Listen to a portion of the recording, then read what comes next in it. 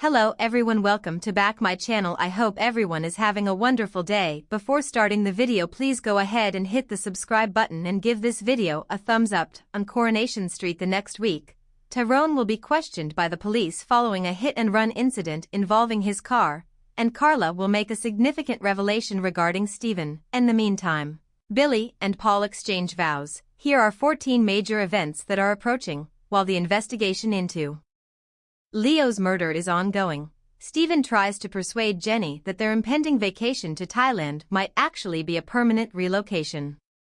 Jenny concedes that moving is an unrealistic goal, even if she can see its attractiveness. Stephen tells her that his acquaintance in Thailand can get Jenny a job running his bar, hoping this will convince her to reconsider her mind. Jenny is adamant about starting anew in Thailand, but she eventually comes to understand Stephen's level of determination. Carla is taken aback when the clinic confirms in writing that there were LSD traces in her hair sample. She confides in Peter her assumption that Rufus was to blame, but upon verifying the dates of her sickness, she finds they are incongruous. When Carla drinks some of Michael's coffee at the factory, she is not impressed.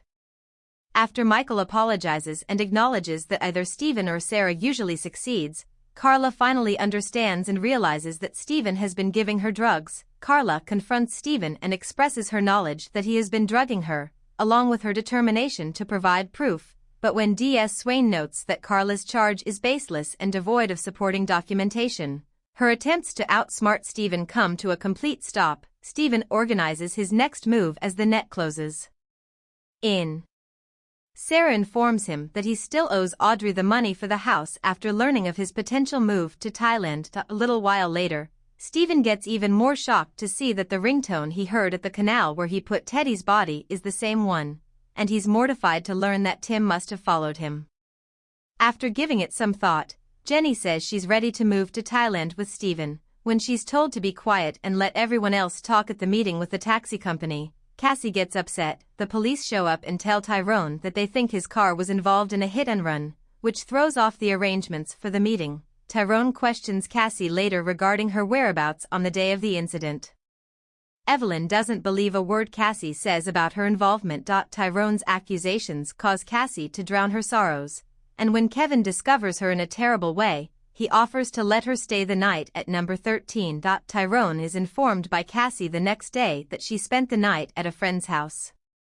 In the meantime, Kevin tells Abby that Cassie wants to keep their visit a secret from Tyrone and that he allowed her to stay. Cassie expresses her gratitude to Kevin for his kindness and makes it obvious that she has grown to like him. On the day of their wedding, Paul walks down the aisle to meet Billy with Bernie and Gemma's help. The pair gets married after exchanging vows.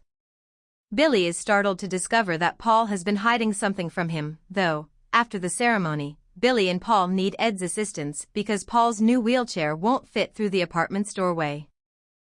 Billy is greeted with well wishes from many parishioners in the interim, but he is offended when one of them expresses his disapproval of Billy's marriage.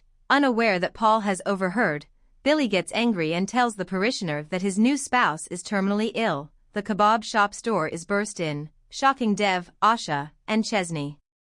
Chesney finds a snow globe after examining the scene, and Dev knows it is Adi's. Dev is aware that he is the one who vandalized the store. Asha tells her brother. When the police show up to speak with Adi, Dev explains that it was a family issue and that the cops weren't needed.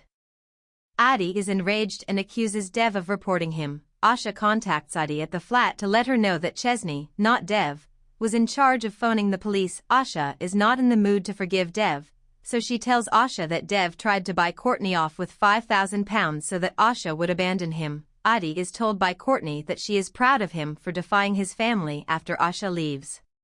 Liam suffers from asthma attacks while he's with Dylan and Mason. As Mason begins making fun of Liam's situation, Gary is not impressed. When Mason and Dylan decide to skip school later in the week, Liam unwillingly agrees to go along with them.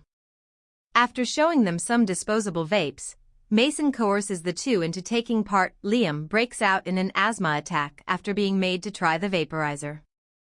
Dylan screams for an ambulance as Mason quickly leaves. Gary and Maria dash to the hospital to see how Liam is doing.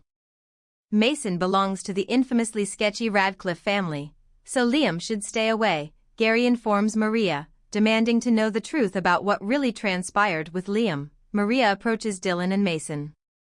Mason acts like he had nothing to do with anything and plays it cool. Mason sends Liam a menacing message later, telling him to keep quiet. To get out of having to see Mason again, Liam makes up a sickness in order to skip school. Dylan is offended. In the meantime, when Mason brags in front of his friends and makes jokes about Dylan's father being gay, will he go up against the bully? After returning from Pakistan, Yasmin is shocked to hear that Dom attempted to extract money from Stu in return for Eliza. Dom tells Eliza to pack the rest of her belongings when they visit number 6, refusing to let the child stay for tea. Stu isn't so convinced, so he hires a private investigator to dig into Dom's past, despite Yasmin's best efforts to persuade him that Eliza will return home once the novelty of living with Dom wears off. Thanks for watching this video. Please subscribe our channel Street Gossip for more update news.